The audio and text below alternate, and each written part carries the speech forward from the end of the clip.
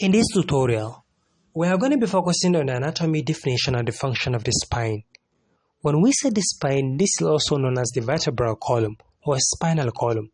It's a complex structure consisting of 33 vertebrae stacked on top of each other, separated by the intervertebral disc, and it is also divided into 5 regions. And those regions, in simple form, we call them CTSL. The C simply stands for cervical, the T simply stands for thoracic, L simply stands for lumbar, S sacral, and the last one, which is C, is coccyx.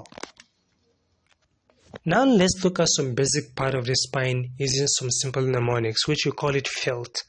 The F simply stands for facet joint, the I simply stands for intervertebral disc, ligament, tendon, and muscles.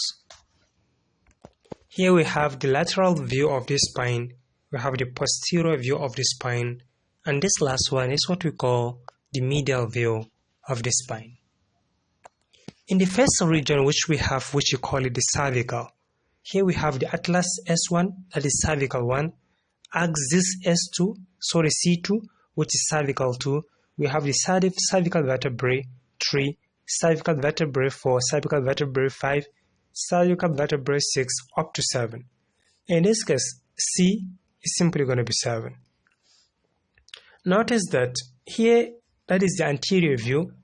It also happened the same thing. From number 1 to number 7, we call them the cervical vertebra, that is C1 to C7. In this case, we have C1 up to C7 also. Notice that here in the medial view, we also have the same thing. But remember, this lateral and medial, they are almost the same thing, just that the other one is by the right hand side facing the left hand side, while this is by the left hand side facing the right hand side. Next thing we have is the thoracic, which is the second one.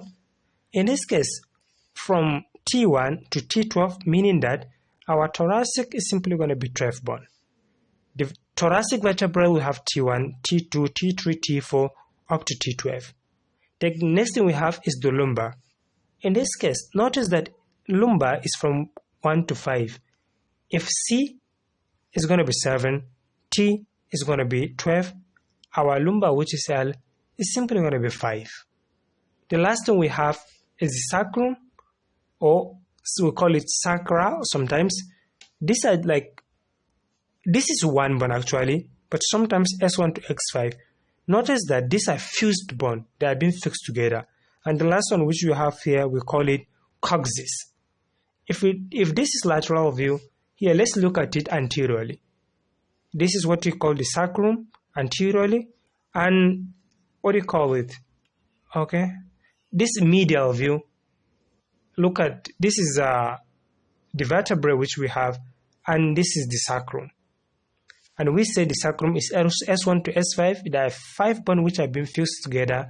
And this one also is S1 to S5, S1 to X5. And the last part, which is this part, and this part, that is what we call the coccyx. So in this case, let's take a very quick revision and go back. We say TL, CT, LS, which is cervical, thoracic, and lumbar. And at this point, that is posterior view. We have it here. We say posterior view.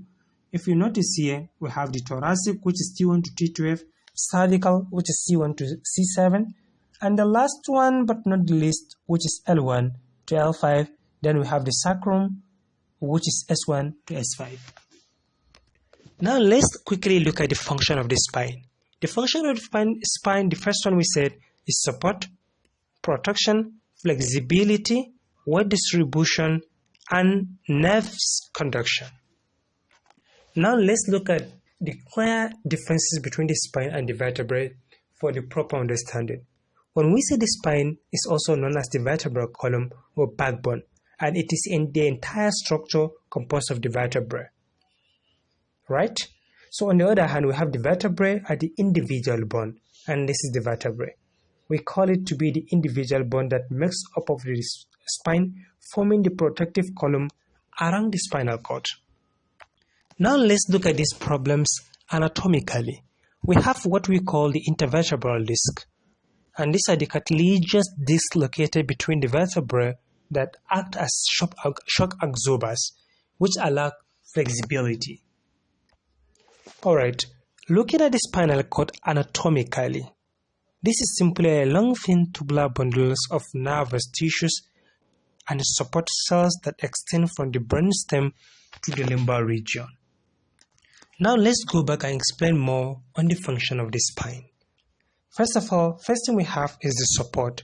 The spine provides a structural support for the body, allowing us to stand upright and maintain a very good posture. In case of protection, it protects the spinal cord, which is a vital part of the central nervous system. The third one which we have on the list is flexibility. The spine design allow a wide range of motion, including bending, twisting, and also extending. Now we have second to the last, which talks about the weight distribution.